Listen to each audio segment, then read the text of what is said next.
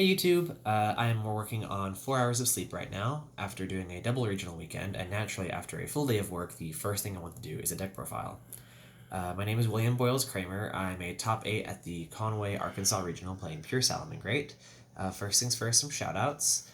My man Coopstar Cards for letting me put this on his channel. Shouts to him. If you're not already subbed, go ahead and do that. And then also my man Buddy Hobbs and his channel King of Scrubs. He was hugely instrumental helping me get the deck where I needed it to be. He and I played each other at the Louisiana Regional the Saturday before the Arkansas Regional, and after I sacked the ever-loving Christ out of him and got our match, he and I did some talking and some theorying, and he kind of helped me fix some problems I had with my deck. So huge shout out to him because he's probably the reason why I top 8 at the regional in Conway. Shoutouts to the Austin Yu-Gi-Oh scene, Fritz, Michael, Sebastian, all y'all who helped me test and that stuff. Appreciate you.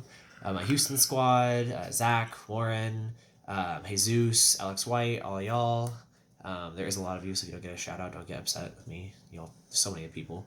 But y'all are a huge help. Shoutouts to the people who I rode up there with: Petzold, Beeman, Garrett, Jeff. Y'all turned an 18-hour road trip into a very enjoyable experience. Being in a car for 8 hours is normally not that fun, but it was a pretty good ride. So thanks to y'all for that. And then lastly to my boyfriend for holding the camera. Alright, let's get into it. So for the level 4s, 2 Jaguar, a Fowl, and a Falco. I feel like these 3 are pretty standard. Fowl, you either love it or you hate it. My logic behind the Fowl was that I wasn't getting to Dweller nearly often enough in the Louisiana Regional. And that's basically your win con against most decks, is just Dwellering them and hoping they can't kill you, because usually they can't. So I decided to cut one of the wills I was playing. I was playing 3 originally. I cut one of the wills for a Fowl, and that definitely helped with the whole getting to Dweller thing. No, that was one of Buddy's ideas as well. And then on to level 3s, Gazelle. I played a lot more games without this card than I should have, just because of either Desires banishing it or just not getting to it because of getting disrupted. But it's honestly not that necessary. If you see Engine but you don't see Gazelle, you can still win pretty easily if you know what you're doing. And then 3 Spinny, obvious, and 3 Foxy, also obvious. Not really going to explain those choices. And then other Cybers cards are just pretty good in general. The 1 Debug. This card comes out every game 2 and 3, but the game 1 when you open it and the rest of your hand isn't optimal. This is like a 1 card, gets you to your engine. It's pretty necessary to have it at least in your main deck. 3 Buffalo, the actual best card in your deck. It says draw 2 cards, which I don't know if you've read a Pot of Grief, that's pretty good. And it also sets up your graveyard. You get Foxy, you get Spinny and Grave, you get Jaguar and Grave, which is very good for getting your engine started. And it also, you can chain block it with Balinx, obviously, so it's pretty good. 2 Archiver, one of these comes out every game 2 or 3. It's still good to have the main deck at 2 just because of Desires. You don't want it to get banished if you need to see it to play, but a lot of the times you're not going to like miss it too much. If it gets lost, it's just good to have it in there, at least for game 1. Then hand traps. I did 2 Nibiru, my logic being that if your deck loses to Nibiru and I have it game 1, you don't see it coming, you lose. That happened to me a lot with mirror matches at Louisiana and Conway. I would just have this in the main deck, they wouldn't play around it, and then they would just lose because I opened it. So that was good. And then if your deck doesn't lose to it, your deck's probably bad. And my deck's better than yours because Salamangreat cards are better than Subterra cards and Altergeist cards. So if I open this versus a deck that it doesn't do anything to, the logic was the rest of my deck would just get me there. So like you say you're playing Draco and you're like, oh, he has Nibiru, I don't care. Foxy is better than your entire deck because your whole deck is Floodgates and Foxy says no to Floodgates. So that was the logic, and it worked for the most part. So I can afford to have it in the main deck against decks that don't lose to it just because of cards like Foxy and like Will and Rage. Those cards are just really good. Only 2 Phantasme. I was originally maxing out on this, but after losing 2 games to overvaluing it and losing because of it, I decided that it wasn't as good as I thought it was, and it needed to be at 2. It's still good to have just so you can potentially see cards, and it's really good in matchups like Striker, where this card not only draws cards but also negates anchors and stuff like that. Anchor, singular. So it's good to have. I just decided to cut it to 2 just because I was seeing multiples and it wasn't doing as much as I wanted it to. I'd rather have cards that do things rather than cards that get me 2 cards that might do things. So that was the logic there. And then obviously 3 Ash. It's probably the best hand trap right now.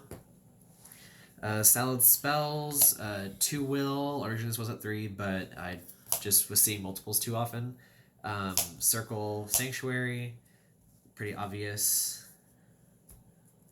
And then the non-salad spells, 3 mining. This card is any good card in your deck. You kind of have to play 3. I don't really understand why you wouldn't play 3 of that card. 2 desires. I was playing 3, but I just kept drawing it off of itself, and that's really irritating. And you only are ever going to resolve 1 desires in this deck, ever. If you're resolving multiple desires, you are losing because you're going to end up with like 1 card in your deck. You're going to banish your entire engine, and you're just going to draw cards you can't use because the rest of your deck is gone. So only 2. One of these usually comes out game 2 and 3. Yeah, just good to have. You want to draw cards. Bufferless says draw 2 cards. Desire says draw 2 cards. Drawing 2 cards is good. Cosmic, better than Twin because this deck can't really afford the discards between Foxy and Sign Up Mining, so I needed a back removal that wouldn't require a discard.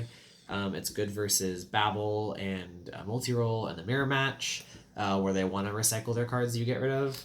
If you hit a Will with this, they're not getting it back. Hit a Roar, they're not getting it back. So it's just pretty good to have in general over Twin Twisters.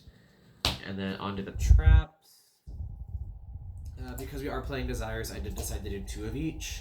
Originally, I was only playing 1 Roar because it could recur itself, but I was noticing I was like banishing it off of Desires, or just like not seeing it as often as I wanted to. Seeing these in your opening hand means that you can send other cards with Gazelle, and that's how you get to Dweller. So between the Foul and playing multiples of the traps, the goal was to get to Dweller as consistently as possible, and not having to send these because you didn't see them. So if you're playing multiples, you're more likely to see them, and then you're more likely to be able to play. And then the last 3 cards are impermanences. These were strikes in my Louisiana list, but I noticed that as good as strike was, even going second, imperm was just better. And my issue with imperm originally was that I was playing 3 Phantasme, and if I drew imperm off of Phantasme, I didn't really draw a card because you can't use it.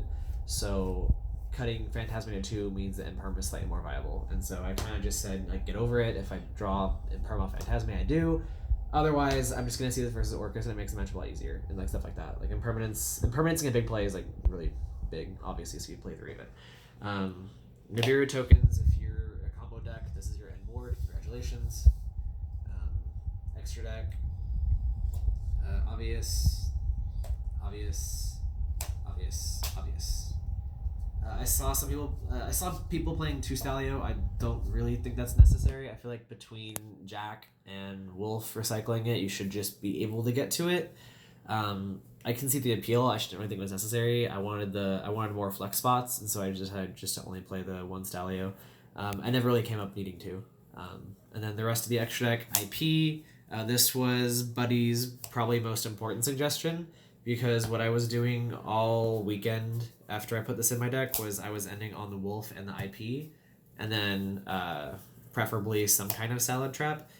Because usually if you're not playing IP, the only way you're getting to Appaloosa on your turn 1 is if you hard open Will. Whereas if you're playing IP, you can resolve your power cards like Rage and Roar, and then after they've resolved and you no longer need to have the Wolf on the field, you can just IP into like an Appaloosa, like I mentioned, or an Avermax, depending on the matchup, and that just gives you it gives you the way to maximize your value for the cards that you have access to. Obviously, if you open up Will, you don't really have to have the IP because you just get to the Appaloosa with like a Dweller or something. And so that's obviously pretty good, but if you don't have access to Will, IP gives you a way to get to Appaloosa while still being able to use your powerful Salamangreat traps. So that was the logic there, and that card won several games at Conway, so that was probably the best suggestion Buddy gave me.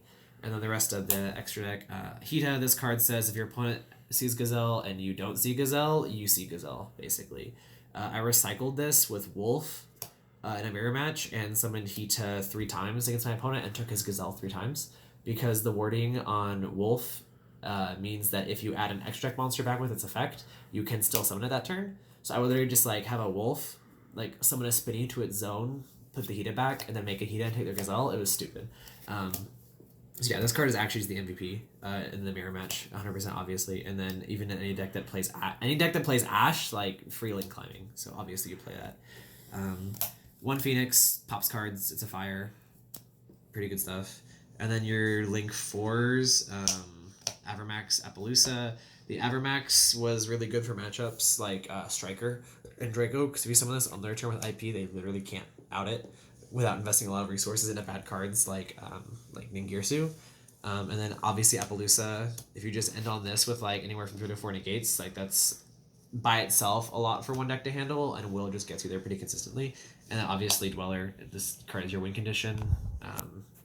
I've considered playing 2 just because it happened a lot where I'd make it against Orcust, and they couldn't play for one turn, but they would kill it, and then I would be able to kill them, and I couldn't summon a second Dweller, obviously, and so they would just kill me next turn.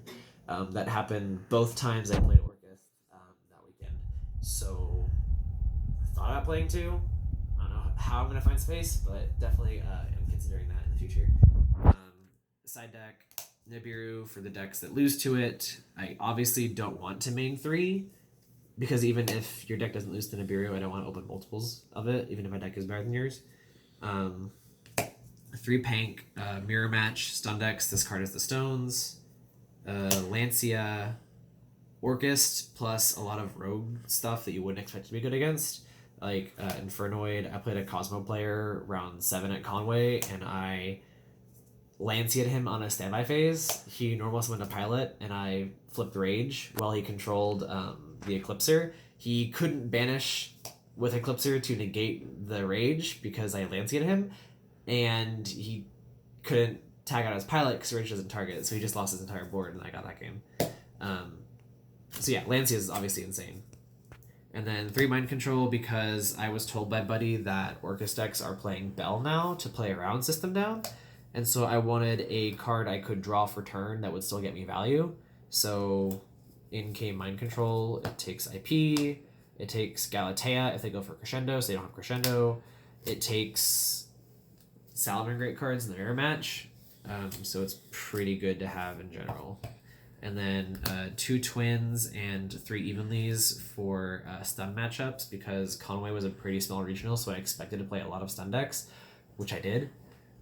So it was a pretty good call overall. Evenly you kind of just have to have right now, because if a stun deck sets 5 and pass, Foxy just can't always get you there. Sometimes it does, don't get me wrong, but sometimes it doesn't, and so that's what Evenly's for, and same logic for Twin.